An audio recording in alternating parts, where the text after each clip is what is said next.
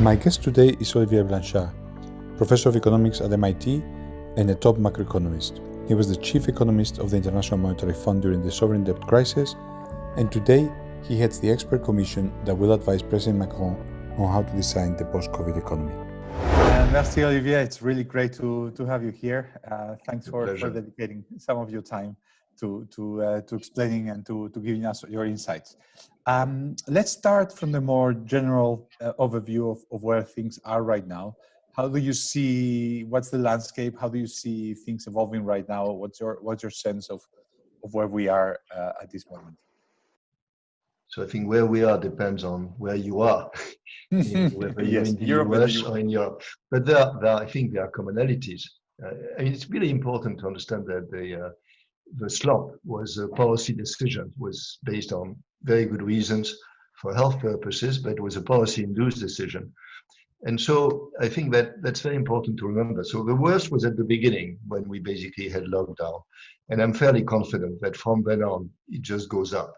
The question is at what speed? And there I see three phases. The first one is in the very short run.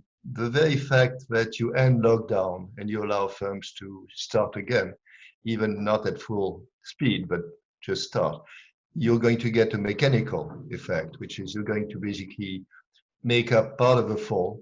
How much is difficult to know. My sense is in countries like most European countries, where the virus is more or less under control, you can basically make up about 2/3 of the fall.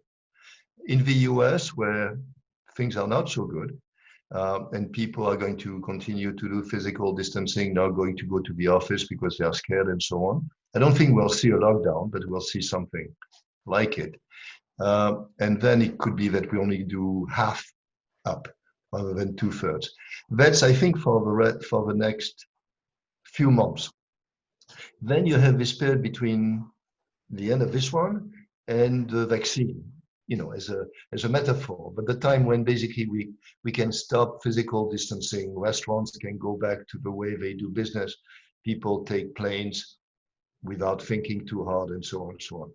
And during that period, it's going to be much slower because many sectors are going to be affected by it in a fairly strong way. And if you don't do anything, we'll come back to it, I know, but if you don't do anything, this would be a very tough period for a large number of firms, a large number of workers. Then the vaccine comes, right, which is hopefully sometime next year. And then we have kind of the long run changes, the reallocation. And we don't have a good sense of how big it's going to be. Is it going to be the type of reallocation we always see, or something much worse, in which case you might have structural unemployment for quite a while. So basically the message is optimistic, but I think I'm worried that people are going to see the numbers in the short run and think, oh, things are just fine. In fact, yes, for a while we're going to go up fairly fast. After this, it's going to be much more difficult. In a way, for a short run, things are going to go better than people fear. They're going to be happy, and in the medium run, people might go worse than people then hope. In some sense, is that how you see it? Yes. I'm slightly worried about the optimism leading people and maybe governments not to do the right thing, because it's the V, the old story about the shape of the up, the down, and up. It starts like a V, but very quickly, I think it turns into some much more horizontal portion. And if we're not careful, the horizontal portion could be long and bad. And the sign you're drawing, the sign of the square root with the V just in the middle, that's the one that kind of starts fine, but then slows down and basically leaves things stable, stationary for a while. Do you fear kind of a W, meaning we are all happy or things are getting better, and then suddenly we really need to go all the way back to the start because lockdowns, etc., come back? Or do you think lockdowns might just be a thing of the past more likely? There's positive probability on anything at this stage, but I put very low probability, even in the US. My sense is it's going to be very tough in the US. And again, what we've learned is that the lockdown itself, as a legal decision, has only a marginal effect. I mean, if people are scared, they just don't go to work, right? So there might be some of it.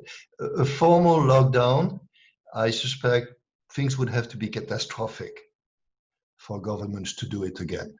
And it may be that in retrospect, when we actually look with information we have and we shall have, maybe the lockdown was too strong. Maybe there was a way of doing it with slightly less economic cost. Now, that's not a criticism of what was done, because the precautionary principle was of the essence. Do too much, if anything, right?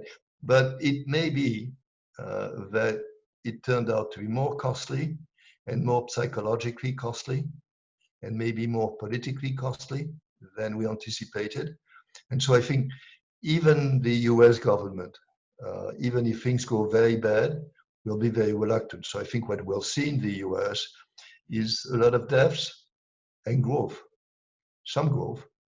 That's the bet. The risk is that the number of deaths increases so much that they have to do more. But it's a very cynical assessment, but I think that's the most likely outcome. That's the most likely.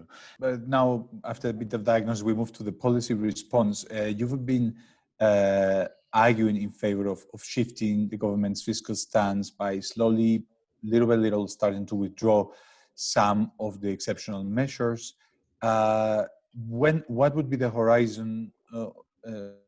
We'll go into those specific measures that you propose changing, but if you had to now talk to governments, what would be the horizon to start withdrawing all these measures? Should we start doing it now, or over what period? Okay. So here I'm going to go back to my 3 meters, 30 meters, 300 meters, 3 periods. Doing lockdown, and there was one priority, which was protection. Right, protection of workers, protection of firms. So we tried to freeze as much as we could. And the measures which were taken were basically designed to protect, nothing else, right? Avoid catastrophes. So we now, between now and the vaccine, again, between quotes, but the next year and a half, then I think we have to shift from protection to protection plus reallocation. And then, once the vaccine is there, then reallocation in the usual way.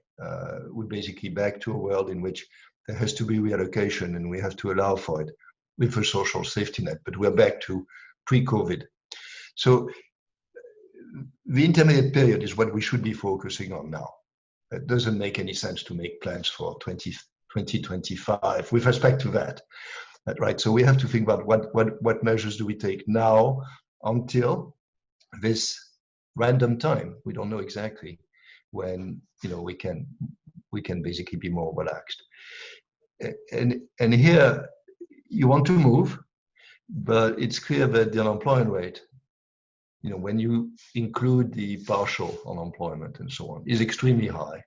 So it's clear that when you put somebody in the unemployment pool, for many of these people, it's going to be really hard to find a job.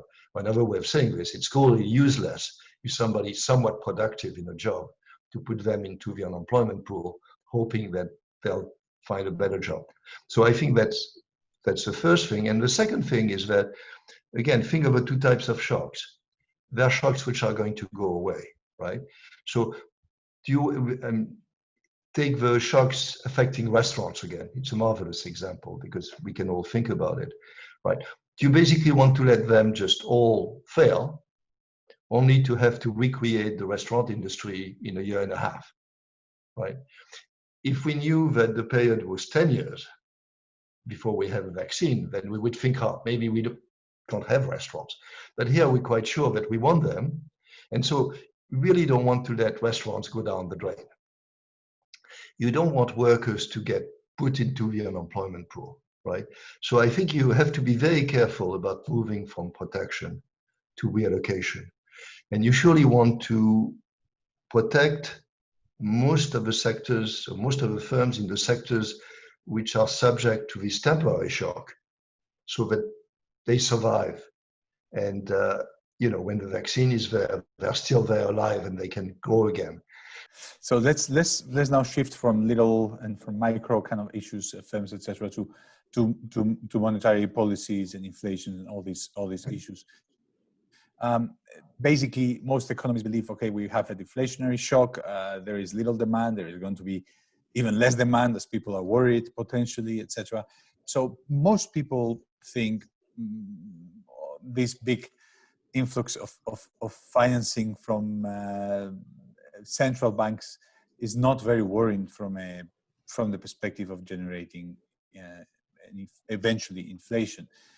You have been one of the few people to warn, okay, most likely there will be low inflation or deflation continuously over the next few years, but there is a chance, probably small, but there is a chance of a high inflation, relatively high inflation on a very concrete scenario. Could you describe that scenario and how much should we be worried about it? Yeah, so let me repeat. My expectation with most of the probability mass is on low inflation and having a hard time getting it there. But looking a few years out, so I've no, and this is nearly a probability 1 for the next few years, but thinking 5 years out or something like this, what worries me is, what is generically called fiscal dominance, right? Which is the following. As a result of what we're doing now, debt increases. It increases to, say, 150% or maybe 200% for all I know, and Japanese type numbers. But, things are fine. The interest rate remains very low. I think we can be fairly confident that it will be very low for some time.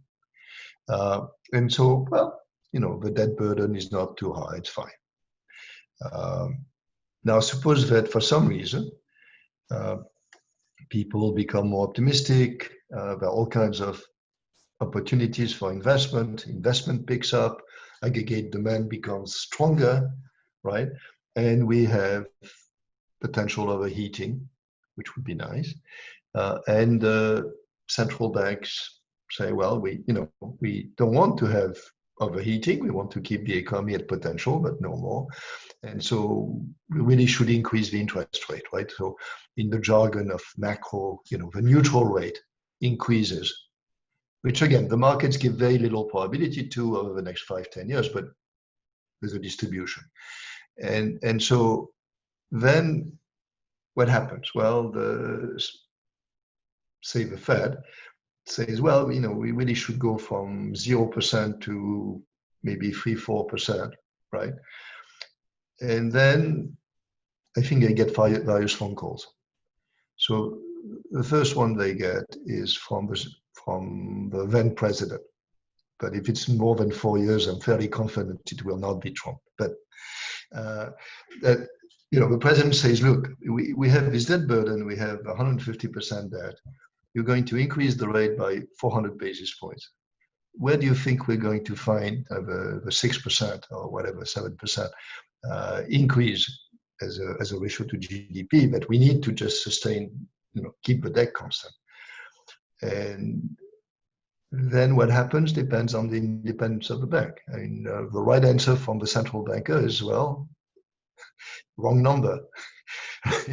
But you can see how in some scenarios that could happen. The second is something we discussed together yesterday, if I may refer to this, which is they'll get phone calls from whoever has long bonds, namely the financial institutions. They'll say, do you want us to basically go bankrupt? I mean, we have these long bonds, now they're going to decrease in value enormously. And so please don't do it, right? So there'll be pressure there, even if there's no pressure from the government. And then the last one, which relates to the size of the balance sheets of the central banks themselves, is that they have long bonds, a lot of long bonds in the asset side of their balance sheet, right? And they're going to say, well, if we do this, we basically, just create a very large loss on our holdings, and we're going to have to report a loss. And the last thing that a central banker wants to do is to report a loss. Now, you and I No, that doesn't much matter that there is a loss at the central bank. It's kind of irrelevant, but it's not irrelevant politically, which is if you have a government which doesn't like the central banker, the government will say, look, we nominated him or her, and look at what they did. We're bankrupt, right? So for all these reasons, there'll be pressure if and when the interest rate goes up. And then if the central bank gives up and doesn't increase rates, then you get overheating, then you get destabilization of expectations of inflation, and you can get hyperinflation. I mean, I don't think we will, but that's how it started. So this is the scenario. But again, let me put a 0.01 in front of it so that you can sleep at night. But we have to think about these things, and we're taking risks. I think we have to be very clear that, some people have taken my work as saying debt is utterly irrelevant. It's not. I mean, there's a level of debt at which one should worry. And it's higher than most people thought, but it's not infinity. The balance sheets of central banks imply that they're buying assets which are somewhat risky. And they're taking on risk, and central banks taking risk is okay, but it could come out as a loss. So, I think the priority is make sure that we protect as many of the businesses which need to be protected and the people. And that costs money, but we can do it. We have the space, but let's be careful. If an Argentinian central banker or a Peruvian central banker calls you, which they probably do, and they ask you if they can do what the central banks in Europe and the US and Japan are doing, and just buy lots of assets from the government, basically even like England, the government directly borrowing money from the central bank, you'll tell them, well, if you do that, expectations are going to go wild, and inflation is going to start being a concern. What is the actual difference between those banks and the Federal Reserve? Is just history makes them credible, and there is some politics that doesn't worry us as much? And if that's just the difference, are the politics that different any longer? Politics are different in the sense that even if you had a totally credible central banker and he can be removed at the stroke of a pen, then he's not credible. But I think you put your finger on it, which is credibility, which is, I think, what's happening in advanced economies is that as these balance sheets increase, expectations of inflation don't move, right? People think, well, there's no inflation. And it's still, I think, the dynamics of inflation and of expectations of inflation in advanced economies are very much, well, the central bank has a target. Yes, we know it's not quite achieving it, but that's how we think. And if there was overheating, then it would go up a bit. And if there's underheating, it will go down. That's how people think. And the evidence on expectations is that. In other countries with different histories, people look at the balance sheet. People say, oh no, if they do this, then inflation is going to. And the very fact that they believe that makes it happen. Right. So yeah, there's a sin. Past sins affect you very, very, very much. There's no question. So they don't have the room that the others have. So let me finish with a hard question then. How do those equilibria change? How do we go from equilibrium in which we kind of believe that the world is good and that inflation is not a concern? I mean, I know this is hard to answer, but how do the process in which people start to worry about it? And I think you wrote something in the 80s about wage price spirals. How do these things start? I mean, how does the society start to lose faith in a particular inflation target, in a particular framework? And are the kind of things that we see in the US, for example, with populism and all that? I mean, is this the kind of thing that can start that process? I think it's a hard question, as you said, therefore I don't have the answer. But there are two aspects. Whereas in normal times, I mean, it's amazing how, despite the fact that we have undershot inflation for so long, before COVID, right? We were not at 2%. people just didn't care. My sense is not because it was credible, it's because it was so low that basically inflation is no longer salient. So I wrote something a few years ago on that. I think salience is really the issue, which is when I was a student in economics, the inflation rate was very high, nominal rates were very high, and we thought about it all the time. Now people don't care. I mean, whether it's 1% or 1.5% or whatever. They just don't think about it, which means that their expectations are basically a constant. And as long as it's like that, it's like that. What we don't know is how big the corridor is. So one of the objections to my 4% target for inflation, which I pushed a few years ago, which sounds good on paper because it would give more room for decreasing real rates, is that at 4%, it would become salient again. And it would make the job of the central banks much harder. So I think that's half. So I think in the environment in which we are in advanced economies, that's that. In countries which have a more checkered history or reputation, I think there the issue is different. There are two ways of thinking about inflation, kind of one I just described, and one in which you basically take into account fiscal dominance from the start. And so anything the government or the central bank does, which indicates that they are perfectly happy with high inflation. And that may come from very different places. It's not the output gap which matters. It's the declaration. It's, who the Minister of Finance is. And then people can shift, and say, okay, I expect inflation because these guys are completely irresponsible. That shift is a kind of, again, a mind shift, right? The salience one was already a mind shift, if it's salient or not salient. But if it's salient, how do you form expectations? People don't think about the new Keynesian law when they form expectations. They say, well, no problem. Or we really have bad guys. And then I worry. And then I think it starts. So this is why it's very hard for some governments to achieve credibility. They come with a past.